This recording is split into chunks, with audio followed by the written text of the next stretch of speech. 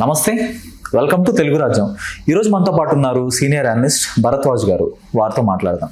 Sir నమస్తే. నమస్తే sir, Gujarati వ్యాపారి రాజేష్ మెహతాకు సంబంధించిన రాజేష్ ఎక్స్పోర్ట్స్ అయితే 15 లక్షల కోట్ల సబ్సిడరీ ఆదాయాన్ని చూపించింది. ఫ్రాడ్ అంటే ఒక ఫ్రాడ్యులెంట్ యాక్ట్ కింద దాన్ని సెబీ గుర్తించి వారి మీద నిషేధం పెట్టింది. అవును, ప్రస్తుతానికి సస్పెండ్ చేశారు. ఇప్పుడు ఆ రాజేష్ మెహతాకి సంబంధించిన ఒక ఫోటో అయితే వైరల్ అవుతుంది. ఆయన గతంలో ఒక 20-30 ఏళ్ల క్రితం నాటి ఫోటో మోడీ గారితో ఆ జ్యువెలర్స్ ఆ షాప్ ఎదుర వారిద్దరు పక్క నించొని ఫోటో అయితే సోషల్ మీడియాలో వైరల్ అవుతుంది.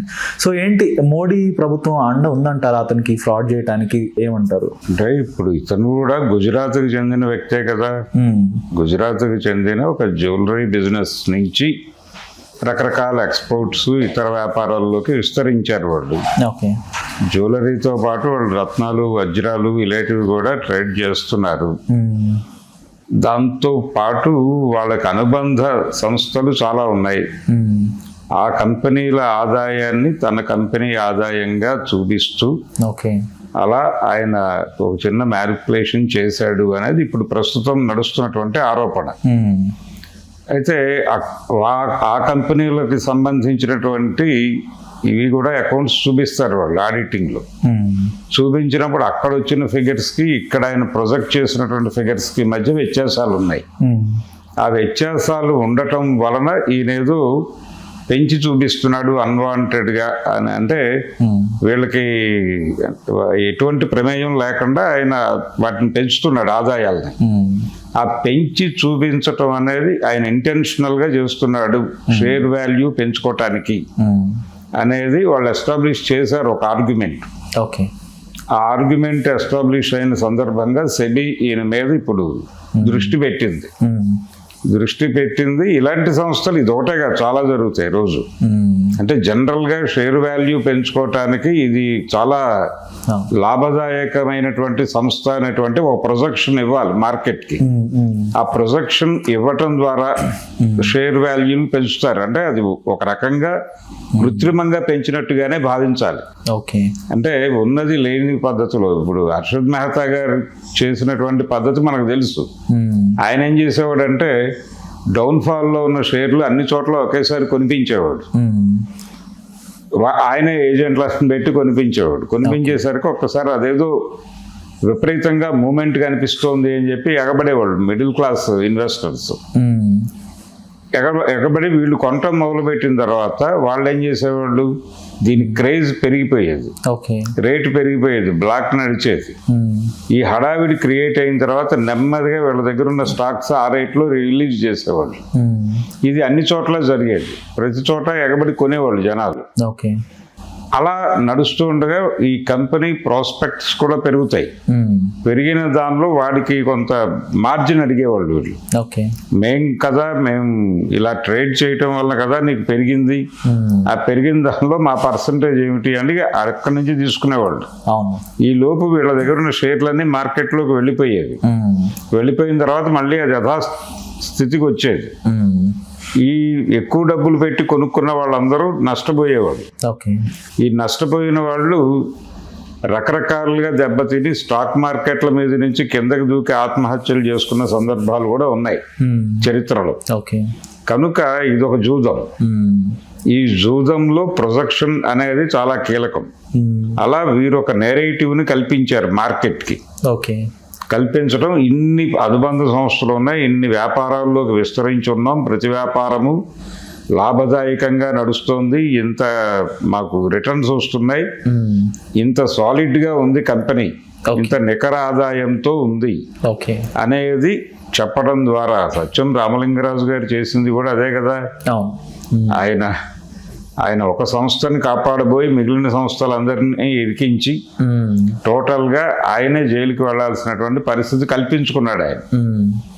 దానిలో చాలా మంది రాజకీయ నాయకుల ఇన్వాల్వ్మెంట్ కూడా ఉంది స్పష్టంగానే. వాళ్ళ పేర్లు ఏవి బయటకు రాకుండా ఉండడం కోసం ఆయన కాసేపు త్యాగరాజు అవతారం ఎత్తి వెళ్ళిపోయాడు. కాబట్టి ఇప్పుడు కూడా ఇలాంటి వ్యవహారాలు చేసే వాళ్ళకి ఖచ్చితంగా పొలిటికల్ లింక్స్ ఉంటాయి. వాళ్ళు మేనేజ్ చేసేటువంటి కేపబిలిటీ ఉన్నప్పుడే వాళ్ళు ఏదో ఒక క్రైమ్ చేయడానికి మొదలు పెడతారు. పర్టికులర్గా స్టాక్ మార్కెట్లోకి ఎంట్రీ ఇచ్చేటప్పుడు ప్రతి కంపెనీకి ఉండేటువంటి హోప్ అదే. మనం మార్కెట్ బయట పెట్టుబడులు సంపాదించడం వేరు, ఓకే, ఇండివిజువల్స్ దగ్గర నుంచి పెట్టుబడులు సమీకరించడం అనేది ఒక గొడవ. అలా కాకుండా తెలియని వ్యక్తులతో పెట్టుబడులు పెట్టించటం స్టాక్ మార్కెట్లో వీళ్ళు చేసేది. వీడు ఎవరో తెలియదు, ముఖం తెలియదు, ముక్కు తెలియదు, పరిచయం ఉండదు, ఎవరో ఒక బ్రోకర్ చెప్తాడు. ఓకే, ఆయన అంటే ఒక బ్రోకర్ ఎవడో చెప్తాడు, ఇది ప్రాస్పెక్ట్స్లో ఉందండి ఈ కంపెనీ అని, దీని మీద పెట్టొచ్చు మీరు అని చెప్తాడు. ఒక అనలిస్ట్ ఎవడో టీవీ డిబేట్లో కూర్చుని చెప్తాడు. చెప్పగానే దీని ఇంపాక్ట్ అది ఎక్కడో పేపర్లో వస్తుంది, ఈ కంపెనీ షేర్ భలే నడుస్తుంది అని. వెంటనే దానికి కనెక్ట్ అయ్యే వాళ్ళు కనెక్ట్ అయిపోతారు. వాడు వెంటనే ఎవరో బ్రోకర్ని అప్రోచ్ అయ్యి ఇలా విన్నాను నిజమేనా, నిజమే అది బాగానే ట్రేడ్ నడుస్తోంది అనగానే నువ్వు నీ దగ్గర ఉన్నటువంటి డబ్బులతో అది కొనేసేయని చెప్పి ఒక ఫోన్ కాల్ చేసి పడుకుంటాడు. రాత్రికి ఇంకేదో జరుగుతుంది. ఇప్పుడు పొద్దున్నే 5 కోట్లు పెట్టేసేయని చెప్పిన వాడు రాత్రికి 5 కోట్లు కట్టాల్సి రావచ్చు ఎదురు. ఇలాంటి గందరగోళాలు చాలా జరుగుతాయి స్టాక్ మార్కెట్లో. అందుకని ఈ మాయాజాలంలోకి వెళ్ళినప్పుడు తమని తాము ప్రొటెక్ట్ చేసుకోవటానికి ఒక పొలిటికల్ షీల్డ్ను వాళ్ళు ఏర్పాటు చేసుకుంటారు. అలాంటి పొలిటికల్ షీల్డింగ్ ప్రోగ్రాంలో భాగంగా చాలా మంది ఇన్వాల్వ్ అవుతారు. బహుశా నాకు తెలిసి ఇప్పుడు నరేంద్ర మోడీ గారు ఆ టైంలో గుజరాత్లో నడుస్తున్నాడు. ఆయన గుజరాత్లో ఒక ఇమేజ్తో నడుస్తున్నాడు. ఆయన రైజింగ్ స్టార్ అప్పుడు. ఆ రైజింగ్ స్టార్ ఇమేజ్లో ఉన్నాడు. అప్పటికి ఇంకా వాళ్ళు స్టాక్ మార్కెట్లోకి ఎంట్రీ ఇచ్చినట్టు లేదు, కేవలం జ్యువెలరీ వ్యాపారంగానే ఉన్నట్టుంది అంతవరకే. అయితే విస్తరణ ఉంది వాళ్ళకి. వాళ్ళు ఆల్రెడీ ఉత్తరాదిలోనూ విస్తరించి ఉన్నారు, దక్షిణాదిలోకి కూడా విస్తరించి ఉన్నారు. అంటే ఇప్పుడు టోటల్గా భారతదేశంలో బంగారు వ్యాపారం అనేది గుజరాతీ వాళ్ళు మాత్రమే చేస్తున్నారు. గుజరాతీ బనియాలు, రాజస్థానీ మార్వాడీలు తప్ప ఇంకా ఎక్కడ ఏ ఇతర కమ్యూనిటీలు చేయటం లేదు బంగారు వ్యాపారం. ఇన్ టోటల్ వాళ్ళ కంట్రోల్లో నడుస్తుంది. మిగిలిన ప్రపంచం అంతా వాళ్ళ దగ్గర గుమాస్తాలుగా బతుకుతున్నారు.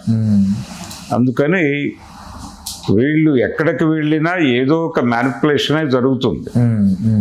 ఏదో పద్ధతిలో ఒక ప్రొజెక్షన్ చూపిస్తారు వాళ్ళు. ఆ ప్రొజెక్షన్ మీద బిజినెస్, ఏదైనా నెరేటివ్ మీద ఆధారపడి వ్యాపారం చేయటమే వాళ్ళ లక్షణం. ఆ ప్రకారమే ఆయన చేశాడు. ఆయనకి లింక్స్ లేవు అని అనడం తప్పు. ఆ ఫోటోను కూడా చాలా మంది యంత్రాల్లో వేసి వెరిఫికేషన్ ప్రోగ్రామ్ కూడా భారీగానే జరిగింది. అది ఫేక్ ఫోటోనా కాదా అని. లేదు, అది నిజమైన ఫోటో అని ఈ ఫోటో వెరిఫికేషన్ కోసం ఉన్నటువంటి యాప్స్ అన్ని కూడా ముక్తకంఠంతో ఇది నిజమైన ఫోటోనే అని నిర్ధారించాయి. కాబట్టి ఇప్పుడు ఆయన కూడా చెప్పుకుంటాడు, ఏదో ఆ రోజుల్లో షాప్ ఓపెనింగ్కి పిలిస్తే వెళ్ళాను, ఆ తర్వాత అదేం జరిగితే నాకేం సంబంధం, నన్ను ఎలా అంటగడతారు ఆ ఫోటో పట్టుకుని అంటాడు ఆయన. నిజానికి ఈ మధ్య కాలంలో చాలా మంది సెలబ్రిటీస్ ఇలాంటి గొడవల్లో ఇరుక్కున్న వాళ్ళని చూసాం మనం. పెద్ద పెద్ద హీరోలని, అంటే వాళ్ళు ఏదో ఒక బ్రాండ్ని ఎండార్స్ చేస్తారు, అయిపోతుంది అక్కడతో వాళ్ళ పేమెంట్ వెళ్ళిపోతుంది, ఒక యాడ్లో యాక్ట్ చేసి వెళ్ళిపోతారు. లేదు, ఆఫీస్ ఇనాగరేషన్ సందర్భంగా ఏర్పాటు చేసిన మీటింగ్లో పాల్గొని వెళ్ళిపోతారు వాళ్ళు డబ్బులు తీసుకుని. ఏదో జనాలు వస్తారని చెప్పి మిమ్మల్ని పెడుతున్నామండి అంటారు, ఓకే అంటారు వీళ్ళు ఏదో ఒక కాల్ షీట్ డబ్బులు చెప్తారు, వాళ్ళు ఇస్తారు, అయిపోతుంది. ఆ తర్వాత ఇన్వెస్టర్లు ఏం చేస్తారంటే, బలానా ఆయన చెప్పాడు, లేకపోతే బలానా ఆయన ఆ రోజు ఇక్కడ ప్రోగ్రామ్కి వచ్చాడు, ఆయన మీద ఉన్న కాన్ఫిడెన్స్తో మేము డబ్బులు పెట్టామంటారు. అప్పుడు వీళ్ళు ఇరుక్కుంటారు అనివార్యంగా. అప్పుడు వీళ్ళని పిలుస్తారు, అయ్యా మీకు ఏమన్నా లింకులు ఉన్నాయా, దీంతో బిజినెస్ లింకులు ఉన్నాయా అని వెరిఫికేషన్ మొదలవుతుంది. అలా ప్రోబ్ జోన్లోకి వెళ్ళిన తెలుగు సెలబ్రిటీస్ని చాలా మందిని చూసాం మనం. అలా ఈయన కూడా ప్రోబ్ జోన్లోకి ఎంటర్ అయ్యాడు ఈ ఫోటో ద్వారా.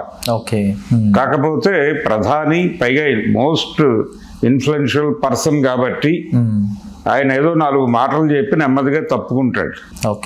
దీని ఇమేజ్ అంటే గుజరాతీ వ్యాపారము, గుజరాతీ దౌర్జన్యం, గుజరాతీ వ్యాపార దౌర్జన్యం, ప్రతి ఏరియాలోనూ వాళ్ళు చేస్తున్న మ్యానిపులేషన్ పాలిటిక్స్, దాని తాలూకా ఫలితాలు ఎవరు అనుభవిస్తున్నారు? ఇప్పుడు ఆ స్టాక్స్ కొన్న వాళ్ళు ఎవరో ఉంటారు, వాళ్ళ పరిస్థితి ఏంటి ఇప్పుడు? ఇది గనక లాక్ అయిపోయి కూలిపోతే, దాని ధర కూలిపోతే, రేపు పొద్దున వాళ్ళు వదిలేస్తే ఇది కూలిపోతుంది. అది హోల్డ్ అయి ఉన్నప్పుడు కూడా ఆ స్టాక్స్ ఏం చేసుకోవాలో అర్థం కాదు ఎవరికి. ఏదో ఉంటుంది అంతే. అదేదో ప్రొడ్యూసర్లు ఇచ్చిన చాలా చెక్కులు నా దగ్గర అలా పడున్నాయని పాత ఆర్టిస్టులు చెప్తూ ఉంటారు. అలా అయిపోతాయి ఇవి కూడా, చల్లని చెక్కులుగా మారతాయి ఈ సర్టిఫికెట్లు. ఏం చేయాలో అర్థం కాదు, వాటిని చూస్తే ఏడుపు వస్తుంది, ఇంట్లో ఉంచుకోబుద్ధి కాదు, బయట పారే బుద్ధి కాదు.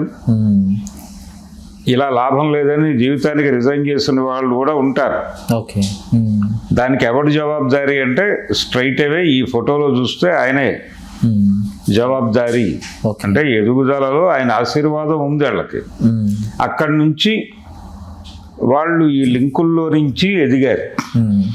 అందుకని పొలిటికల్ నక్సెస్ అనేది చాలా అవసరం వాళ్ళకి. అవసరము, వాళ్ళు వాడతారు. పైగా అందుకని ఒక రకంగా చంద్రబాబు నాయుడు గారు చెప్పిన పద్ధతిని రివర్స్లో చెప్తే, ఆయన నేతి కల్తీ వ్యవహారంలో చెప్పిన కథని మీరు మైనారిటీలకు అధికారం ఇస్తే వాళ్ళు హిందూ మతాన్ని చంపేసే ప్రయత్నమే చేస్తారు, అదే ఆలోచిస్తారు అన్నట్టుగా గుజరాతీ వాళ్ళకి మీరు కీలకమైన పదవులు ఇస్తే దేశాన్ని ఎలా దోచుకోవాలనే స్కెచ్ వేస్తారు. లేదు, దేశాన్ని దోచేసేటువంటి వాళ్ళని వీళ్ళే ఇంప్లాంట్ చేసి నడిపిస్తారు కూడా అనే నేరేటివ్లోకి ఎందుకు తీసుకోరు? మరి దాన్ని అంగీకరించిన వాళ్ళు దీన్ని అంగీకరించాలిగా. అందుకని చాలా సందర్భాల్లో ఒక ప్రాంతపు దౌర్జన్యం కింద మిగిలిన దేశం అంతా నడుస్తుంది.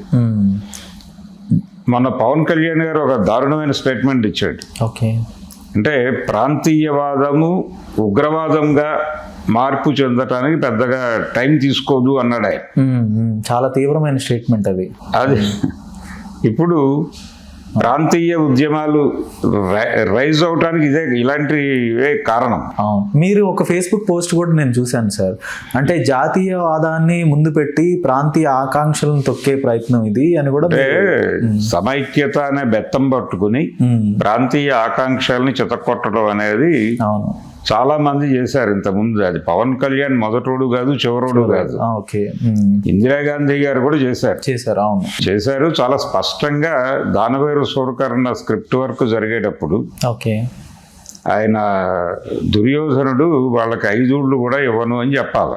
సీన్ అది. డైలాగ్ ఎలా వెళ్తే బాగుంటుంది అని డిస్కషన్ కొండవీటి వెంకటకవి గారికి, రామారావు గారికి. ఆయన చాలా స్పష్టంగా చెప్పాడట, వేరే షూటింగ్ ఎడుతూ ఏం పెద్ద ఆలోచించకండి, ప్రస్తుతం దేశంలో చాలా ప్రాంతాల్లో జాతి పోరాటాలు జరుగుతున్నాయి, వాటిని కౌంటర్ చేస్తూ పార్లమెంట్లో ఆవిడ ఇష్టం వచ్చినట్టు మాట్లాడుతున్నారు మేడం, అది ఒకసారి చదివితే ఏం రాయాలో మీకు అర్థమైపోతుంది. వెళ్ళిపోయాడు ఆయన షూటింగ్కి. అదే రాశారు. మీరు ఒక్కసారి ఆ డైలాగ్ వింటే ఇందిరాగాంధీ గారు అప్పుడు పార్లమెంట్లో మాట్లాడిన ఉపన్యాసాలకి దానికి చాలా సిమిలారిటీస్ ఉంటాయి. అలా అలాంటి సిమిలారిటీస్ కనిపిస్తాయి. మామూలుగా సమైక్యవాదము అనేది ప్రాంతీయ ఆకాంక్షల్ని చంపేస్తుంది. బుల్డోజింగ్ ప్రోగ్రామే నడుస్తుంది. కాబట్టి ఇలాంటి బుల్డోజింగ్ ప్రోగ్రాంలో భాగమే ఇప్పుడు ఈ ఫోటో ఏదో చేస్తుందని నేనైతే అనుకోవడం లేదు. కానీ ఎల్ఐసి సంస్థ కూడా అందులో ఆ స్టాక్స్ లో ఇన్వెస్ట్ చేసిందని వార్తలు కూడా వినిపిస్తున్నాయి. అంటే దాని క్రెడిబిలిటీ పెంచడం కోసం. అంటే దాని వెనకాల డైరెక్ట్ గా ఈ ఫ్రాడ్లెంట్ యాక్టివిటీ వెనకాల మొత్తం కొంత గవర్నమెంట్ సపోర్ట్ ఉంది అనేది కూడా ఉంటుంది కదా, లేకుండా ఎలా ఉంటుంది. ఇప్పుడు ఎల్ఐసి అయితే 5,000 కోట్లు 3,000 కోట్ల వరకు 3 నుంచి 5,000 కోట్లు నష్టపోయిందని చెప్తున్నారు. నష్టం అనేది ఇంకా స్థిరపడదు. ప్రస్తుతానికి అది లాక్ అయి ఉంది, వాడు వెరిఫై చేస్తాడు.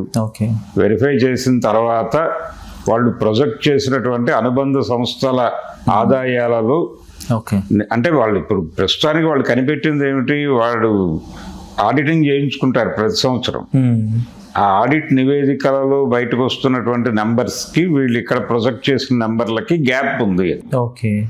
అది నిజమైన నిర్ధారణ జరిగితే అప్పుడు అక్కడ గ్యాప్కి ఇక్కడ గ్యాప్కి మధ్యలో కూడా వేరియేషన్ ఉందండి, టైం వేరియేషన్ ఉంది. ఈ లోపు వచ్చినటువంటి ప్రాఫిట్స్ మేము ఇక్కడ చెప్పాము, అక్కడ చెప్పలేకపోయాము అన్నాడు అనుకున్నాడు అని దానికి సంబంధించిన ఆధారాలు తీసుకెళ్ళి అక్కడ పెడితే వాడు టిక్కు కొట్టేస్తే ఇది ఓకే అయిపోయి వచ్చేస్తుందిగా రేపు పొద్దున్న నుంచి ఈ ఫోటో రాయల్ ఫోటో అవుతుంది. అది జరిగే ఛాన్స్ ఉందని నేను బలంగా అనుకుంటున్నా. ఓకే, ఇప్పుడు ఒక చిన్న రీటైల్ ఇన్వెస్టర్ కంప్లైంట్ చేసేంత వరకు ఈ యాక్టివిటీ అయితే బయటకు రాలేదు.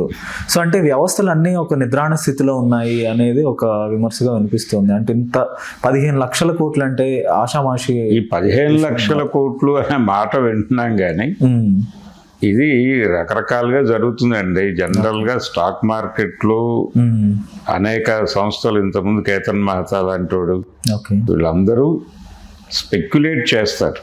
స్పెక్యులేట్ చేయటం అనేది ప్రొజెక్షన్స్ చేయటము, నెరేటివ్ కల్పించటము, ఇది చాలా అంటే ఈ నెరేటివ్స్లోకి వెళ్లకుండా బుర్రల్ని కాపాడుకోవటం అనేది మార్కెట్ ఎకానమీలో సామాన్యుడు చేయవలసిన పని. అంటే మీడియా ద్వారా కూడా జరుగుతుంది అది. మీడియా ద్వారా వాంటెడ్గా కొన్ని కంపెనీలని కొన్ని పత్రికలు ప్రమోట్ చేస్తాయి. అది రకరకాలుగా జరుగుతుంది. రకరకాలుగా ప్రజల బుర్రలలోకి, ప్రజల నమ్మకాలలోకి దాన్ని తీసుకెళ్తారు. అడ్వర్టైజ్మెంట్ల ద్వారా తీసుకెళ్ళటం అనేది వేరే పద్ధతి. అలా కాకుండా స్ట్రైట్ నేరేటివ్లోనే తీసుకెళ్తారు. తీసుకెడుతూ అది ఎవరో థర్డ్ పర్సన్ చెప్తున్నట్టుగానే ఉంటుంది. ఈ థర్డ్ పర్సన్ నేరేటివ్స్లో నుంచి జనాలలో ఒక నమ్మకాన్ని స్థిరపరిచి దాని మీద బిజినెస్ నడుపుతారు. ఇది కొత్త ధోరణి కాదు. అంటే మనకి స్టాక్ మార్కెట్లోకి దేశం సీరియస్గా ఎంట్రీ ఇచ్చిన దగ్గర నుంచి దలాల్ స్ట్రీట్ స్కామ్స్ అనేది అంత ముందు నుంచి ఉంది. అది ఇప్పుడు ఈ రోజున కాదు కదా. బెంగాల్లో ఒక చిట్ ఫండ్ కంపెనీ ఉండేది. దాని మీద కూడా ఇలాగే కృత్రిమంగా దాన్ని హైప్ చేసి ఫ్రాడ్ జరిగింది అనేది, అంటే దానికి అనవసరమైన ప్రొజెక్షన్స్ ఇచ్చి విపరీతంగా దానిలో డిపాజిట్స్ మొబిలైజేషన్ జరిగింది.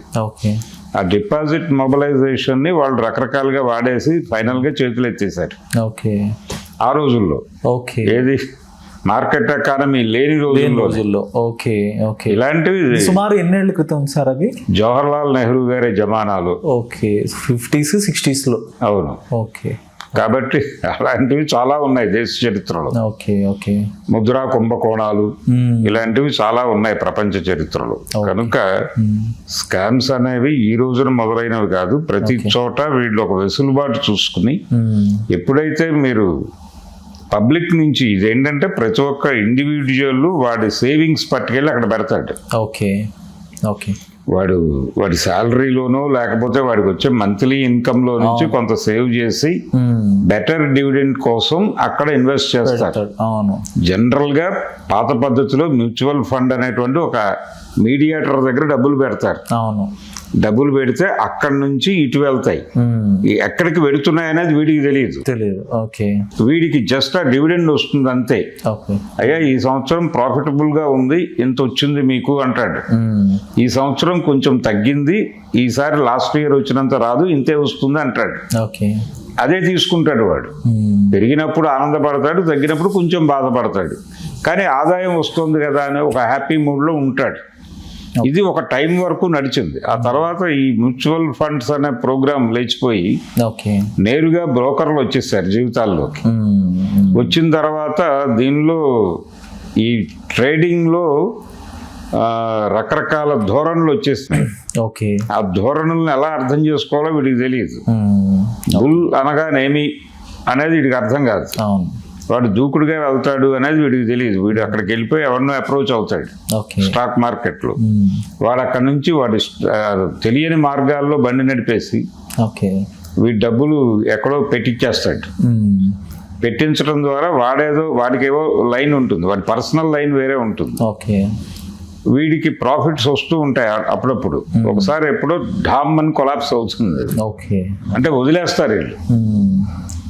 ఎప్పుడైనా ఏదైనా కంపెనీ కొలాప్స్ అవటం వెనకాల, దాని సెంటిమెంట్ దెబ్బతింటం వెనకాల వీళ్ళ పాత్ర చాలా కీలకంగా ఉంటుంది బ్రోకర్లది. వీళ్ళు వాంటెడ్ గా కొన్ని కంపెనీలని కిల్ చేసిన సందర్భాలు కూడా ఉన్నాయి.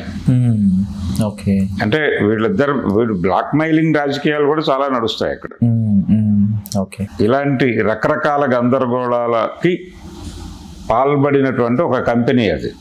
ఈ రోజు మనం మాట్లాడుకుంటున్నటువంటి రాజేష్ జ్యువెలర్స్ గా మొదలై ఎక్స్పోర్ట్స్ గా ఎదిగి సింగపూర్ ఎక్స్పోర్ట్స్ ఇలా చాలా వ్యాపారాల్లో ఉన్నారు. ఓకే. చాలా అంతర్జాతీయ ఎగుమతులు దిగుమతులు ఏరియాలో ఉన్నారు. ఓకే. అందుకని ఆ కంపెనీలన్నిటి ఆదాయాలు కూడా వాళ్ళు దీనిలో చూపించారు. ధన్యవాదాలు sir. Thank you. Hello, Telugu రాజ్యం ఛానల్ చూస్తున్నారా? సామాజిక రాజకీయ జీవన చిత్రణే తెలుగు రాజ్యం. అతిశయోక్తులు అసత్యాలు ఉండవు. రాజకీయ కోణం కాదు, ప్రజా కోణమే కొలబద్ద. తెలుగు రాజ్యం వీక్షణ మీ ఉత్తమ అభిరుచికి నిదర్శనం.